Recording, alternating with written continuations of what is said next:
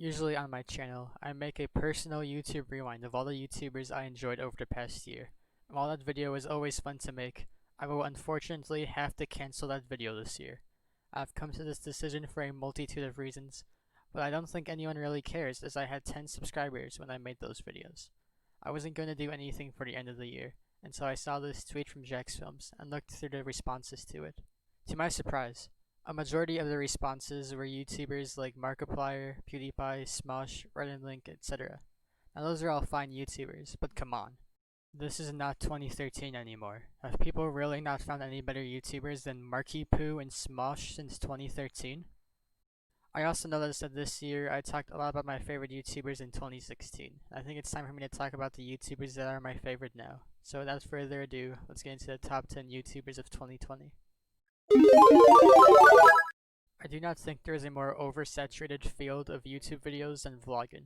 Even gaming videos can still be interesting if you do it right. But at this point, it seems like everything that can be done with a vlog has been done. Not only do I dislike vlogs, but I dislike creator houses too. Creator houses are often super hyped up and then fall flat on their face. And even if they don't, a lot of controversy will inevitably surround it. So when I say that the Misfits are the 10th best YouTube channel of 2020, and that they are a creator house that vlogs, you should probably go check them out. The Misfits are made up of a bunch of CSGO and Fortnite YouTubers, and in 2020 they have been releasing 15 to 45 minute long videos every few months of different trips they went on during 2019. Despite some of these videos being super old, each one becomes a classic the second they uploaded it. There was the camping video with Call Me Carson and Anything for Views, the TwitchCon video with like 500 people, the one where they go to a tropical island and zipline, only iNotorious gets stuck and has to be pulled off.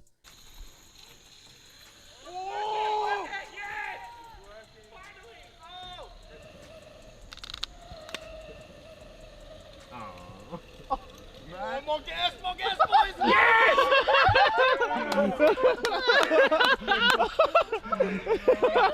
Each video is a non-stop thrill ride from start to finish, even if it is upwards of 30 minutes long. I would highly recommend this channel to anyone. Jay Aubrey comes from a long line of video essayists who make 30+ minute videos on different YouTubers. Now you might be wondering what makes him stand out from such well-respected names like The Right Opinion, Glink, and John Swan. Well, Jay Aubrey has made a video on John McAfee. That video by itself would probably land Jay Aubrey on this list alone. Luckily, he also made an additional 11 videos this year. I am actually kind of shocked with how frequently Jay Aubrey can make these videos compared to other YouTubers, without losing any quality. I feel like you just can't make 40-minute long, highly edited and scripted documentaries about YouTubers and celebrities every month. Yet Jay Aubrey posts through every time with masterpiece after masterpiece. His channel is one of the best commentary channels out right now. Turkey Tom started the year off getting cancelled by D'Angelo Wallace. A lesser YouTuber would have his career ended by that one drama, but Turkey Tom was able to rebound from it and come back with better content than ever. Tom will rarely ever follow the trends of the commentary community, and instead carve out his own path to YouTube fame. Turkey Tom's video on Pokemon set the groundworks for Leafius here and other YouTubers to come along and cause a ruckus on both the Twitch and YouTube community. And that ruckus gave Turkey Tom another 2 videos.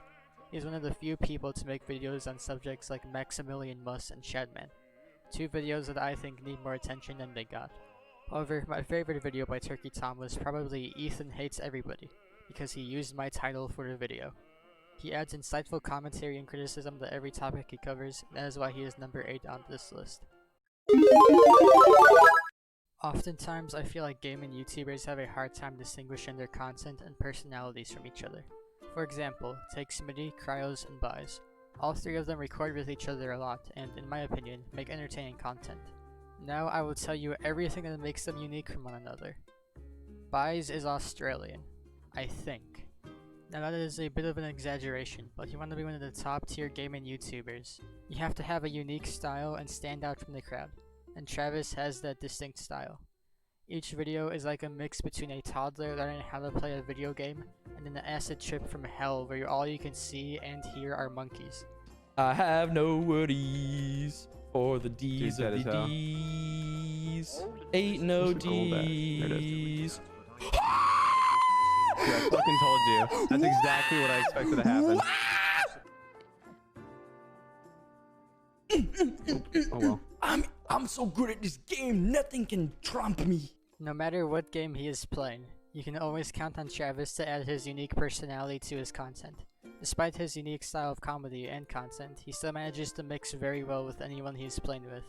It doesn't matter if he is playing with Lunch Club, The Misfits, Slimesicle and Friends, or anyone else. His content always remains high quality and top tier.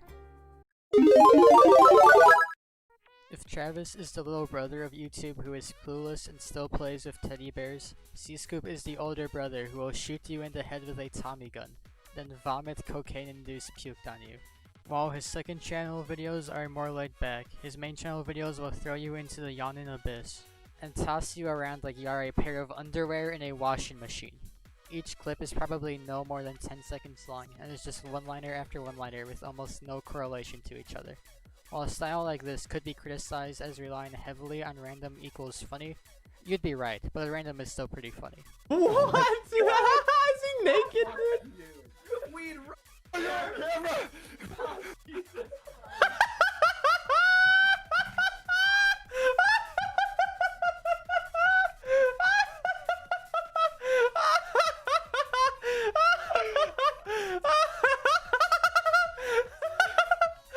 Camera. Dude, I got that whole thing on audio. Oh my god. I ran into my brother's room and he had a tray of weed out and he had a bunch of grinded up weed and I went, took a thing of it and sprinted out of the room. Dude. And he chased you naked?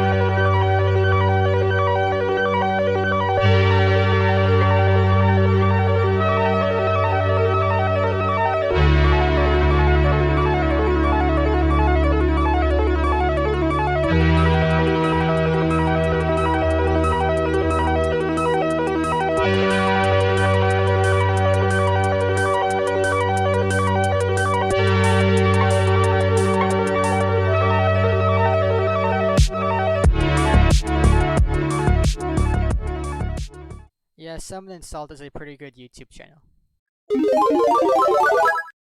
I have very little to no understanding of how to edit, and honestly I don't think most people do either.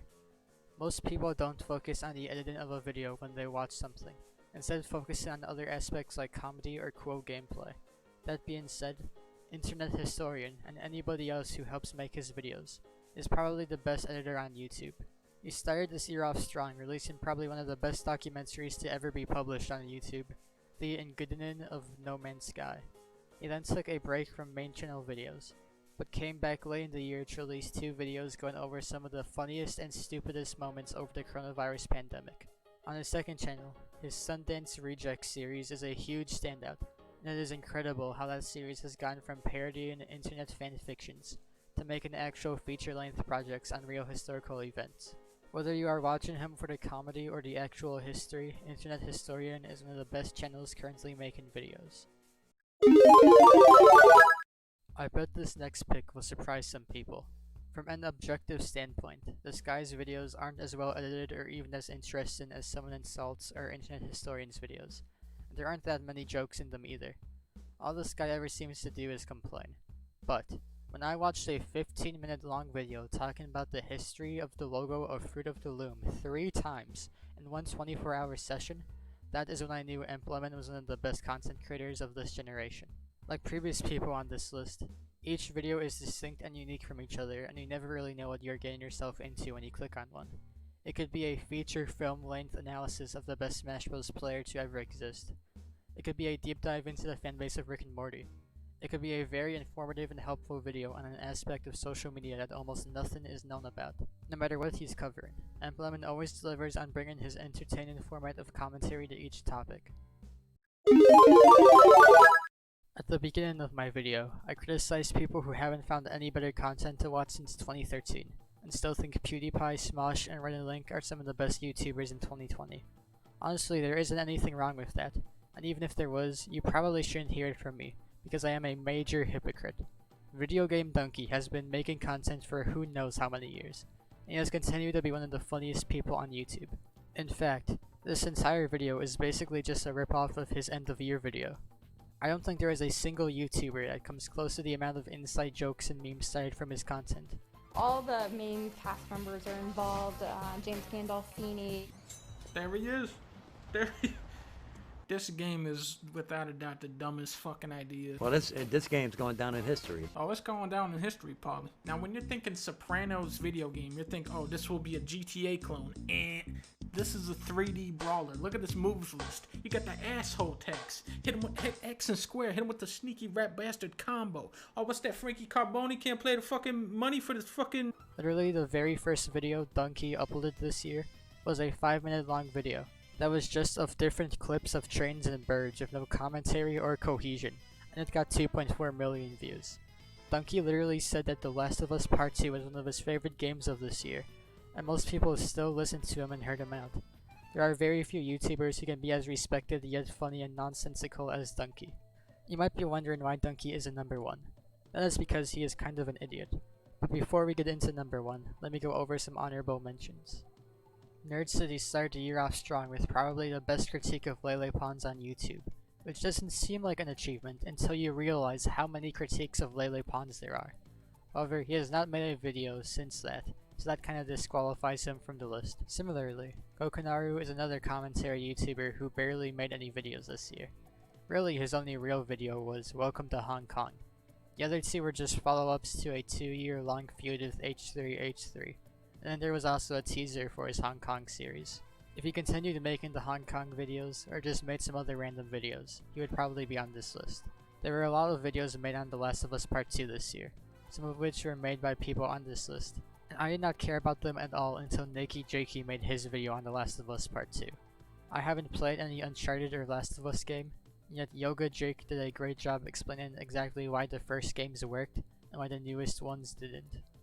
Happy Heart was a Bed Wars and parkour YouTuber in 2017 who made some of the best Bed Wars commentaries at that time. However, he quit Minecraft at the end of 2017, but this year he came back, and has started to make more serious videos talking about different topics in the parkour community. He is probably best known for being patient zero for a content creator accidentally getting cancelled by Dream. I'd recommend his content to anyone who plays Minecraft, especially his Mineplex and parkour community videos. Lastly, Leafy is Here came back to YouTube this year and got banned within like 3 months. Now, I know that it is easy to write off all of Leafy's content as low-effort commentaries where he bullies little kids. If you watch some of his newer videos, that really wasn't what they were at all. Half the time he wasn't even talking about another YouTuber, instead talking about his life after YouTube or some random stuff relating to finances and the stock market. Even when he was talking about another person, he wasn't going after vulnerable people like in 2016. H3H3, iDubbbz, Entree Terbera, Pokimane, all the people Leafy talked about in 2020 were fellow YouTubers of similar sizes to him. A lot of the criticism he was given was actual criticism too, and not just calling people fat and ugly all the time. While his content back in 2016 was pretty bad, and being completely honest, could have been interpreted as breaking the terms of service, Leafy's new content was actually quite good. 3 years ago, Filthy Frank officially announced that he would be quitting YouTube to pursue a music career. Since then, dozens of videos have been made talking about Frank's legacy on YouTube, and how there will never be another YouTuber like them. Now, I will be honest, I didn't watch many Filthy Frank videos. I don't have any attachment to his content. As you could probably tell, I was more of a Leafy is Here type of guy. However, the idea that there can never, ever be another Filthy Frank seems to be true. Channels like Filthy Frank 2 and Lotus have tried to reboot Filthy Frank, but it just isn't the same. I think it would be much better for everyone if we just moved on and accepted there will never be someone like Frank again. Or maybe we have been looking in the wrong places. T-Money, pick up! Pick up! Pick up! Hello? Travis? Yeah? Travis, I'm suffering, man. Yeah, man? I've made a huge fucking mistake. What did you do? Spontaneous combustion ghost pepper beef jerky. That sounds delicious. No. It tastes good. It tastes good, but it fucking burns afterwards. Combustion? Like explosive? Explosive, man. I just need some more support, because I had a lot of it. And I don't know how much I had. How much have you had? Okay, it came with a lot, but I took a big chunk out of it. Just so you know, Cooper is also on the line. Hey, Cooper, what's up, man? You should eat more. Calling J-Slat the new Filthy Frank seems like kind of a stretch. J-Slat isn't as openly gross as Frank could be, but I think J-Slat has adapted Frank's style to more modern YouTube. Every single video Slat released this year became an instant comedic classic. All of his Wii videos are great, with a major standout being the recurring jokes like Baby Yuto. His appearances on Lover Host made the show actually fun to watch. His CSGO videos from early 2020 are great as well, even though he has stopped making them. Even one-off videos like playing Spy Party with Ludwig or making fun of people with Parkinson's with Quackity are great, but the content doesn't stop there. J-Slat is one of the only people who can collaborate with almost any YouTuber, and I will actively seek out that collaboration. As previously mentioned, his appearances on Lover Hosts and also Just the Minx livestreams are very funny. His appearances in Swagger Stalls or C-Scoop's Counter-Strike videos are appreciated as well. He brought back his podcast with a Panda and Astrosis this year, and that was hilarious. Wilbur Soot, Grizzly, Call Me Carson, Off Canny, and more's best content was when they were paired up with J-Slat to make a video. However, there's one thing that greatly separates J-Slat from Filthy Frank. How's it going, boys? My name is Schlatt, and welcome back to Inbox, fellas. This is the show about not being able to walk down a simple flight of stairs. Filthy Frank was often a free-to-break character and make a genuine video. People like the gamer from Mars and the previously mentioned Turkey Tom have talked about this as well. And almost every video where Frank did break character has been deleted. However, J-Slat does not have this fear. He has an entire channel where he drops his online persona and is dedicated to answering questions from his fans and to try to help them through whatever they are struggling with. Lately, J-Slat has also been making some serious videos on his main channel, with videos like Why I Stopped Streaming and The Truth About My Facial Hair. Unlike Frank and a lot of other YouTubers, J-Slat is not afraid to be real with his audience, and this dynamic has been the subject of many video essays that could explain it better than I could. J-Slat is, in my opinion, the best YouTuber of 2020, and I wish him luck wherever he goes next. Listen. Am I gonna let the thoughts and the opinions of people whose lives mean absolutely fucking nothing to me dictate how I actually live? No. And fellas, ask yourself if you should either. This is a lesson that's been years in the making for me. And I'm not saying I'm perfect, I'm not saying I've ascended to this point where I don't care about what anybody says. I still get very upset when people call me gay. But my journey with the chops is my journey of learning to not give a single shit about you.